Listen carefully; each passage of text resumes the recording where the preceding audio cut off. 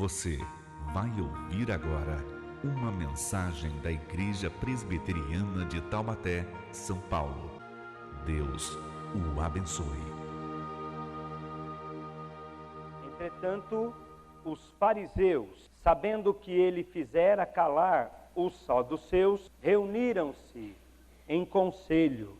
Em um deles, intérprete da lei, experimentando-o, lhe perguntou: Mestre, qual é o grande mandamento na lei? Respondeu-lhe Jesus: Amarás o Senhor teu Deus de todo o teu coração, toda a tua alma e de todo o teu entendimento. Este é o grande e primeiro mandamento. O segundo, semelhante este, é: amarás o teu próximo como a ti mesmo. Destes dois mandamentos dependem toda a lei e os profetas. Hoje estaremos dando sequência à série de sermões que denominamos Aprendendo a Tratar Nossos Conflitos. E temos sempre feito um desafio que continua. Aquele que nunca participou de uma boa briga, que atire a primeira pedra. Ainda não tomei nenhuma pedrada, o que significa que todos nós precisamos aprender a tratar nossos conflitos. Estamos falando do tema conflitos e já percorremos muitas ideias sobre os conflitos por causas positivas e os conflitos por causas negativas. Devemos lembrar que, dada a complexidade da vida e nossa pecaminosidade intrínseca, os conflitos são inevitáveis à convivência humana e normais na trajetória de vida de qualquer pessoa. O que nos cabe diante de um confronto é uma reflexão sincera para averiguar em nosso coração se a causa do conflito não é a insensatez ou a inveja, ou se realmente o conflito é necessário. Na grande maioria das vezes, se pararmos para pensar, Deus nos dará a graça de discernir: esse conflito é necessário. O amor cristão não é uma água com açúcar. Pelo contrário, nos faz firmes quando uma confrontação, para o bem do casamento, para o bem da família, para o bem da amizade e até mesmo para o bem da igreja, se fizer necessária. Amém? Muitas vezes você vai pedir graça de Deus para entender isso, e Deus vai dizer: esse conflito não é necessário. Mas quando ele for, o amor cristão nos faz confrontar, sempre querendo o bem. Hoje, dando continuidade aos nossos sermões, vamos falar sobre um ponto muito importante acerca dos conflitos e aquilo que a Bíblia ensina acerca dos nossos confrontos. Para isso, meus irmãos, eu preciso de sua especial atenção para algumas afirmações que passo a fazer. Por favor, preste atenção. Grande parte do ensino da Bíblia sobre os relacionamentos humanos e sobre os conflitos está ligado mais a uma preocupação com os resultados de um confronto do que com o confronto em si. Eu preciso repetir. Grande parte do ensino da Bíblia sobre os relacionamentos humanos e sobre os conflitos está mais ligado a uma preocupação com os resultados de um conflito do que com o conflito em si. Pense no que eu disse, por favor. Em outras palavras, quando os conflitos são tratados na palavra de Deus como pecaminosos, na verdade, o que está sendo condenado é o nosso sentimento decorrente do conflito. Há, na Bíblia, uma série de ensinamentos que concentram sua atenção nas consequências, nas reações equivocadas, nos destemperos emocionais e dando um nome bíblico a tudo isso, nos pecados que cometemos em decorrência de um conflito. Ou seja, se para toda ação há uma reação, para a ação do conflito, que em si pode até ser saudável, temos muitas vezes uma reação doentia. E é exatamente neste ponto que a Bíblia centraliza as suas atenções. E é exatamente neste ponto, nas nossas reações a um conflito, que nós tropeçamos. Na verdade, não é o conflito em si que a Bíblia condena. Na verdade, o que a Bíblia condena são nossos sentimentos em reação a um conflito. Meus irmãos, uma causa justa pode se tornar injusta por causa dos meios que usamos para alcançá-la. Se uma confrontação for necessária, e nós precisamos orar a Deus, pedir graça de Deus para discernir se ela é necessária, você orando, buscando a Deus, vai descobrir que boa parte das vezes não é. Se uma confrontação for necessária e nós não tomamos cuidado com o que sentimos, o inimigo de nossas almas pode nos fazer cair numa cilada e minhas reações podem criar um problema muito maior do que o conflito inicial. Por favor, irmãos, eu não posso prosseguir sem que você entenda isto. Por favor, se eu estiver numa situação de conflito que tenha até a possibilidade de ser saudável, mas descuidar do que sinto no coração por apenas alguns segundos, não precisa mais do que isso. Se você descuidar por apenas alguns segundos, o diabo vai tirar proveito e criar uma confusão que não tem tamanho. Os conflitos são condenados na Bíblia mais por suas consequências que por sua existência. Temos na palavra de Deus algumas palavras que chamam nossa atenção para isso e nos ajudam a entender quais são nossas reações que entristecem a Deus e que não nos levam a lugar nenhum. As principais palavras que indicam essas reações, ou mesmo as principais reações pecaminosas são, primeiro, a palavra contenda. A palavra contenda. As palavras gregas e hebraicas, traduzidas na nossa versão da Bíblia para o português como contenda, indicam sempre disputas e hostilidades.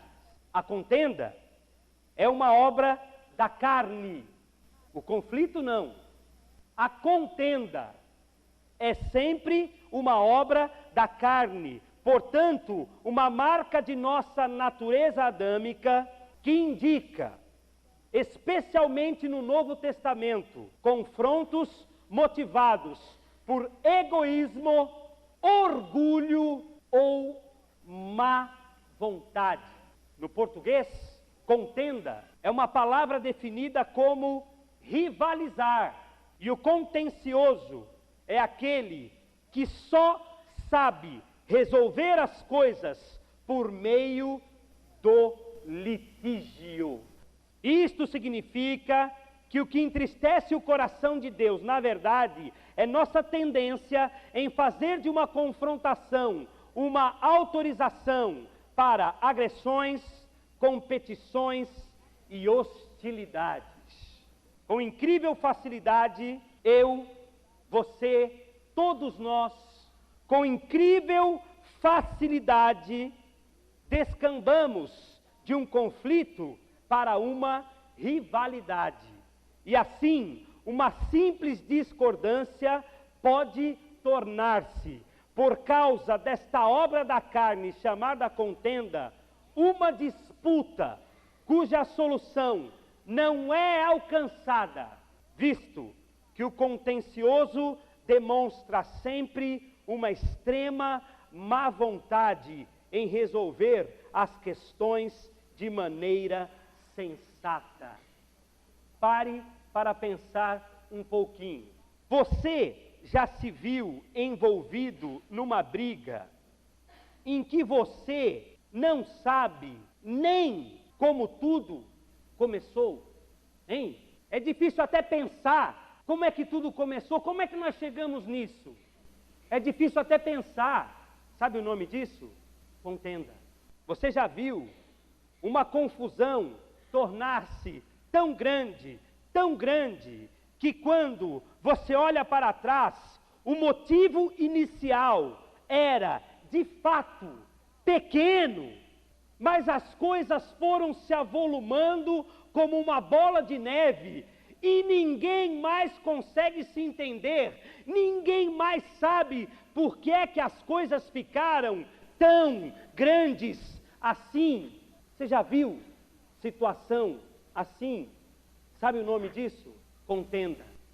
Você já começou uma conversa com seu cônjuge, tratando de uma dificuldade, onde as coisas começaram até de maneira civilizada, mas uma coisa mal entendida, uma palavra mal colocada, o clima vai aumentando, a coisa vai pegando, e a única solução foi simplesmente parar a conversa, porque não dava para continuar mais.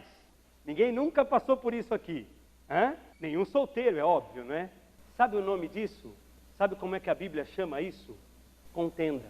Pois bem, é isto que a Bíblia chama de espírito contencioso. O conflito em si até não é mau, mas a conversa vai ficando difícil, mas necessária. Mas de repente as coisas ficam descontroladas e as agressões saem com a maior naturalidade. A mania por uma contenda é que nos afasta da vontade de Deus. E eu faço questão de repetir: se você não entender isso, você não entendeu nenhum dos meus sermões. O conflito em si não é pecado. O pecado é nossa reação contenciosa diante de qualquer problema de relacionamento que precisamos resolver.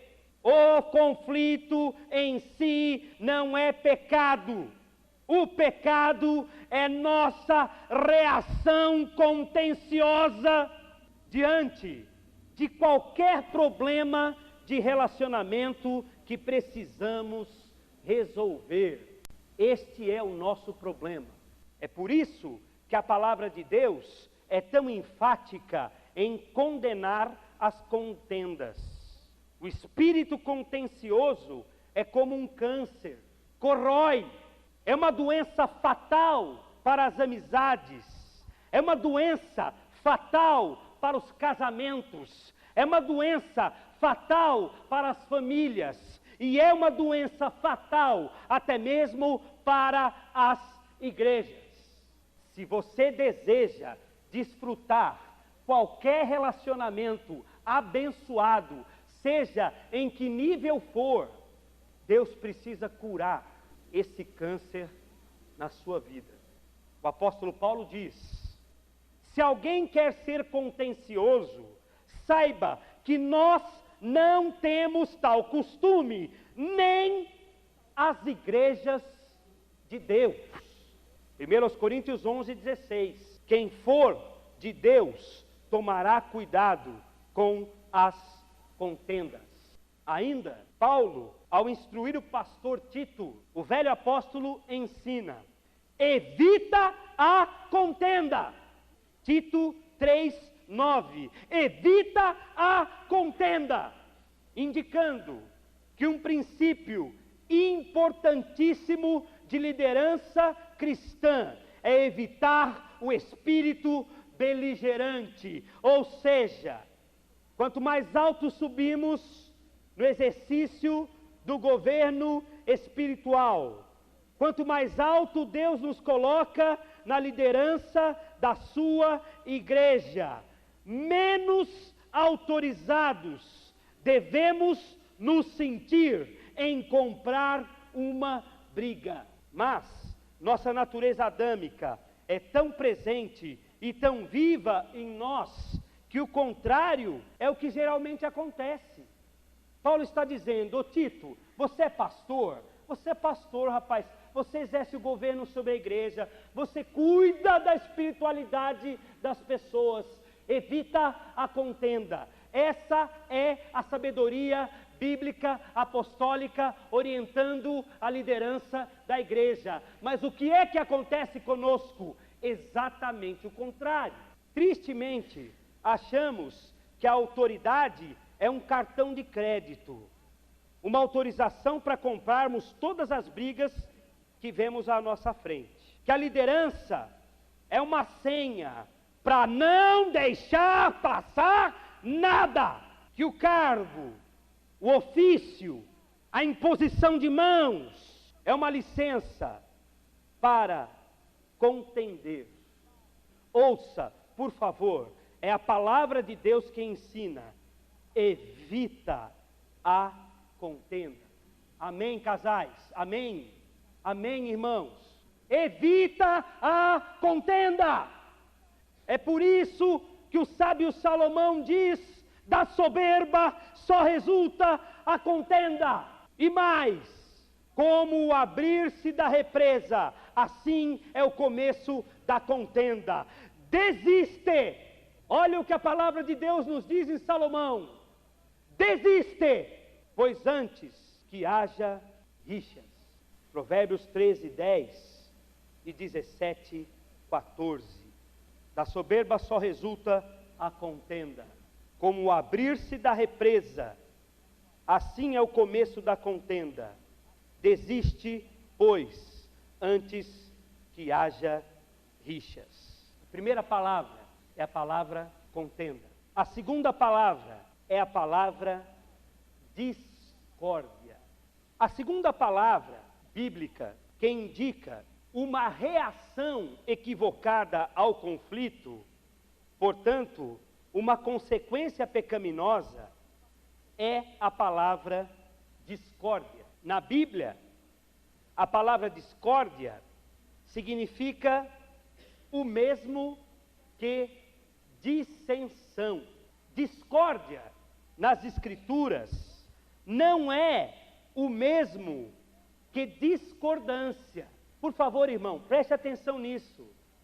Discórdia nas Escrituras não é o mesmo que discordância. Por causa de nossa liberdade em Cristo e por causa do direito ao fórum íntimo e liberdade de consciência, todas as pessoas têm direito à opinião e, portanto, direito de discordar daquilo que não lhes parece razoável. Você entendeu? Quando a Bíblia fala da discórdia, ela não está falando de discordar. Se eu tenho liberdade em Cristo, se eu tenho inteligência, se eu tenho direito à opinião, eu tenho direito de dizer, eu discordo. Não é disso que a Bíblia está tratando. O exercício da discordância é o direito de pensar diferente. Nosso problema é que no exercício daquilo que é nosso direito, nós, muitas vezes e muito rapidamente, passamos da discordância, uma coisa perfeitamente aceitável nos relacionamentos, para a discórdia, uma obra da carne, uma grave evidência de caráter cristão mal formado e, sobretudo, um pecado que muito entristece a Deus e azeda todos os relacionamentos. Eu tenho direito à opinião, o que eu não tenho direito é a discórdia. E talvez a origem da palavra discórdia nos ajude a compreender a vontade de Deus acerca disso. A origem da palavra discórdia está na música, onde um dos instrumentos está desafinado, sem as cordas ajustadas. Daí o latim discorde. E assim faz com que a execução de uma peça fique fora de harmonia, prejudicando a beleza e a apresentação da orquestra. Isto, meus irmãos, nos dá uma bela ilustração entre pensar diferente, ser diferente e fazer da diferença uma coisa positiva ou negativa. O piano é diferente do violino, que por sua vez é diferente da flauta, que também, por sua vez, é diferente do clarinete. Todos são diferentes na emissão do som, na execução, na alma. Todos esses instrumentos são diferentes. E é por isso que a soma de todas as diferenças, respeitada a harmonia, afinados os instrumentos, obedecida a melodia, sintonizados músicos e maestros, uma orquestra é capaz de executar uma obra que faz encantar pessoas. E eu preciso, por favor, que você, em nome de Jesus, entenda isto. Os instrumentos são e devem ser diferentes. O que eles não podem é ser desafinados. Amém, irmãos? Os instrumentos são e devem ser diferentes. O que eles não podem é ser desafinados. O dicionário português define a palavra dissensão como desavença, que por sua vez é igual a inimizade. Irmãos, um conflito não precisa virar uma desavença. Por favor, irmãos, em nome de Jesus, um conflito não precisa virar uma desavença. Maridos, em nome de Jesus, um conflito não precisa virar uma briga. Filhos, pelo bem do futuro de vocês, para a bênção de Deus repousar sobre vocês, filhos, em nome de Jesus, uma discordância não precisa transformar a relação com seu pai num campo de batalha. O vício da discórdia é uma desgraça. As pessoas tomadas por esta doença são aquelas que querem sua amizade com uma condição: você sempre deve concordar com elas. Se você discorda, os viciados em contendas fazem da discordância discórdia. E as pessoas viciadas em discórdia são aquelas que querem sua amizade com uma condição: você sempre deve concordar com ela. Dizem lá dentro. Aquele que é meu amigo concorda comigo. Quem discorda não é amigo, é inimigo.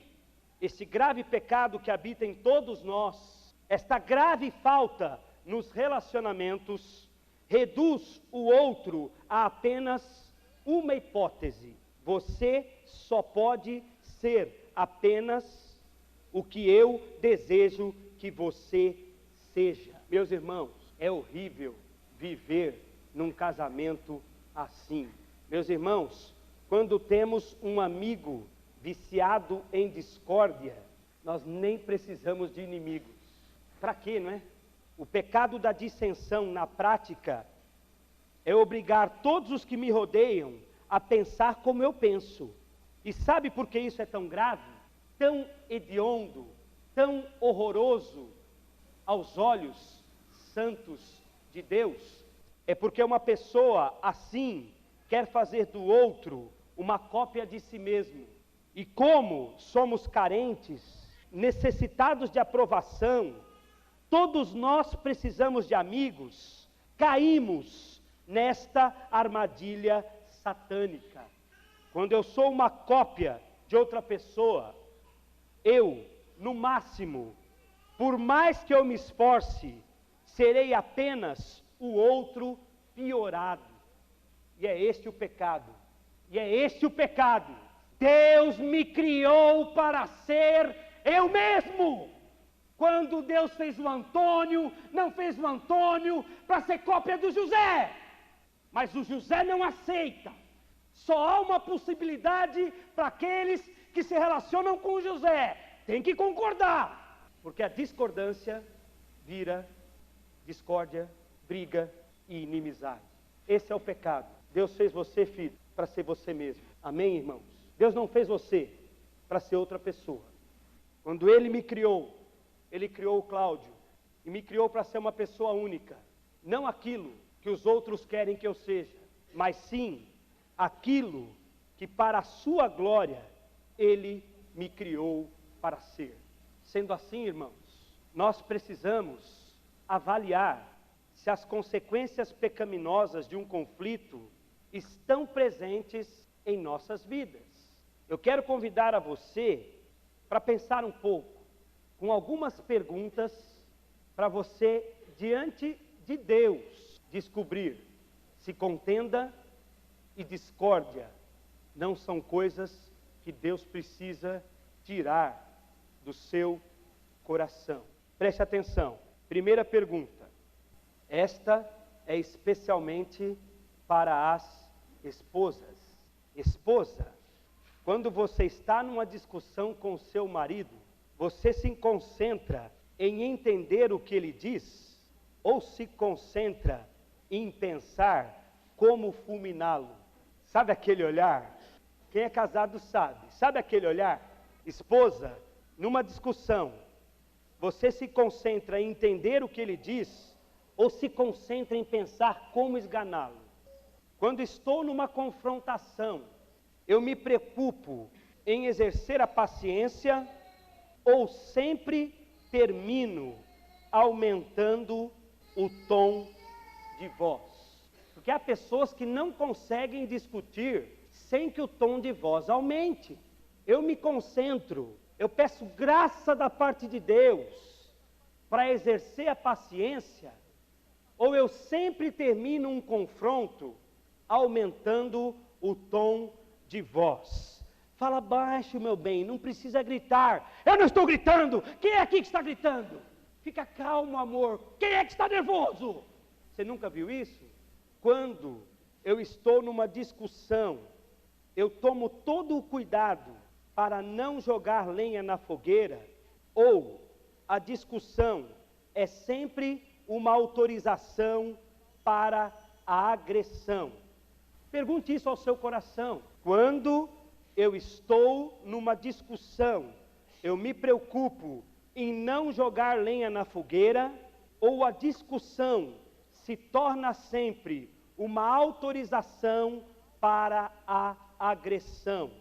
Um missionário americano da CEPAL, certa vez contava num grupo de pastores: briguei com a minha mulher. perdi a cabeça e disse para ela: como eu pude casar com uma mulher tão linda e tão estúpida? E ela respondeu: linda para atrair um otário igual você, e estúpida para aceitar casar. Irmãos, você entendeu a diferença? Tem gente que em qualquer discussão se sente autorizado a agredir. Tem gente que fica meses lembrando de uma discussão. Ai, quando ela falou isso, eu devia ter falado aquilo, como eu sou burra. Irmãos, isso é neurose. Nós temos falado bastante sobre os conflitos, para que de verdade eles possam ser bênção na sua vida e não maldição. Quando a Bíblia condena os conflitos, ela condena nossas reações pecaminosas, nossos sentimentos pecaminosos. Quem sabe nessa noite você precise pedir a Deus para libertar você do espírito beligerante, da inimizade, da discórdia. Quem sabe, filho, seu casamento precise disso. Quem sabe seu namoro precise disso. Fale com Deus sobre esse assunto. Peça a Ele para abençoar o seu coração.